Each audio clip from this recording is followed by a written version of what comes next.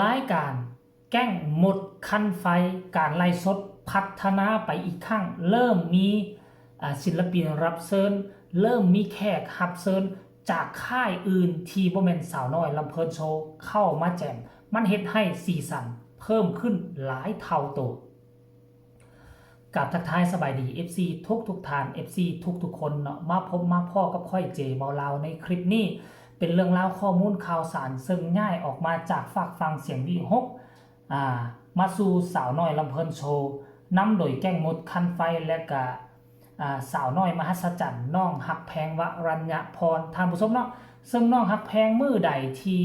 บ่มีเวียกบ่มีการบ่มีงานอยู่ทางวงใหญ่น้องก็จะจัดตั้งโดยใส่ชื่อว่ามดคันไฟเป็นแก้งมดคันไฟที่เขาเจ้าจะจัดตั้งกลุ่มกันมาไล่สด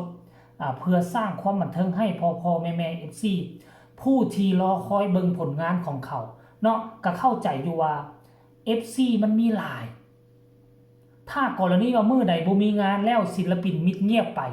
มันจะบ่เป็นผลดีต่อศิลปินเพราะว่าคันเจ้าเงียบไปเจ้าบ่มีการเคลื่อนไหว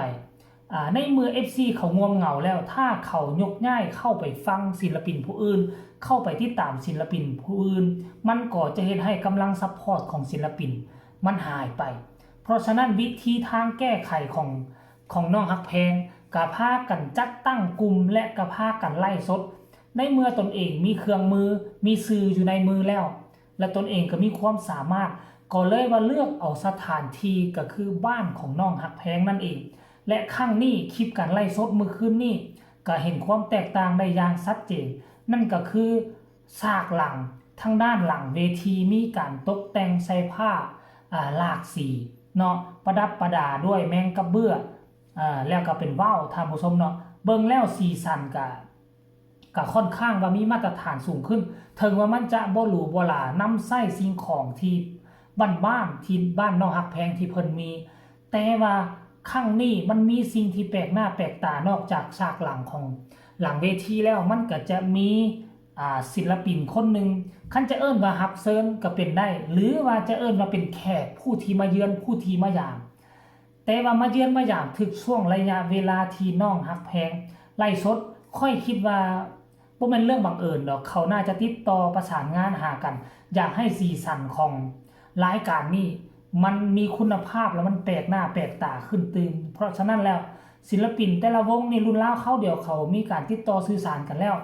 ทั้งศิลปินผู้นี้ที่มาหาน้องฮักแพงเมื่อวานนี้ที่มาร่วมไลฟ์สดเพิ่นก็น่าจะคิวงานวางพอดีบ่หรือสถานที่อยู่อาศัยมันใกล้เคียงกันหรือบ่ก็เลยว่าเนาะก็เลยว่ามาหาน้องฮักแพงแล้วก็มาขึ้นไล่สดน้ำกันเสียงคอค่อยเว้าได้เลยว่าเสียงคอเก้าสั้นอยู่ในวงหนึ่งและวงสองของสาวน้อยเพชรบันแพงบ่มีคนใดเฮ็ดได้คือคนนี้ถ้ากรณีว่าสาวน้อยหนึ่งและสาวน้อยสองมีศิลปินผู้ชายและสามารถเอามาเป็นพระเอกได้แล้วนำเสียงลูกคอแนวนี้ค่อยคิดว่ามันจะกินขาดแน่นอนศิลปินคนนี้ชื่อว่าลีโอมาจากโตเกียวมิวสิกเนาะคันสิว่าฮับเซิร์ฟมันก็บ่แม่นเพราะเขาบ่ได้จ่ายเงินเขาบ่ได้จ่ายตังค์ให้กันแต่คันว่าเพราะว่ามาตรฐานของรายการนี้มันก็ยังบ่ทันสู้รายการใหญ่ๆคือแมวหลอกแมวล่าก็เลยว่ามาสักส่วนกันมา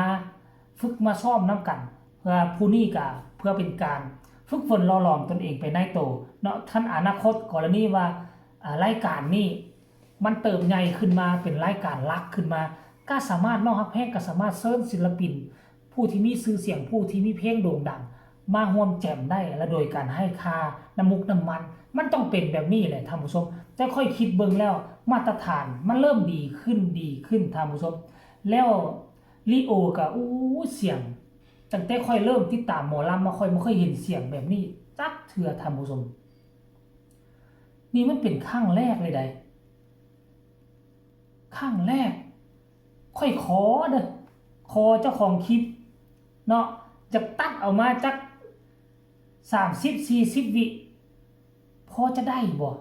เอามาให้เบิ่งน้อยนึงให้มาฟังเสียงลูกคอของศิลปินคนนี้ที่มาจากโตเกียวมิวสิกแล้วจึงมาพ้อกันในช่วงต่อไปกันเลยบังหาเน้นผู้ซ้ำ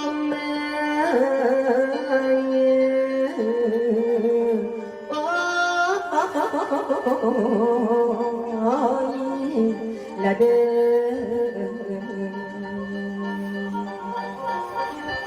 แค่นี้ล่ะคอยลองหลาย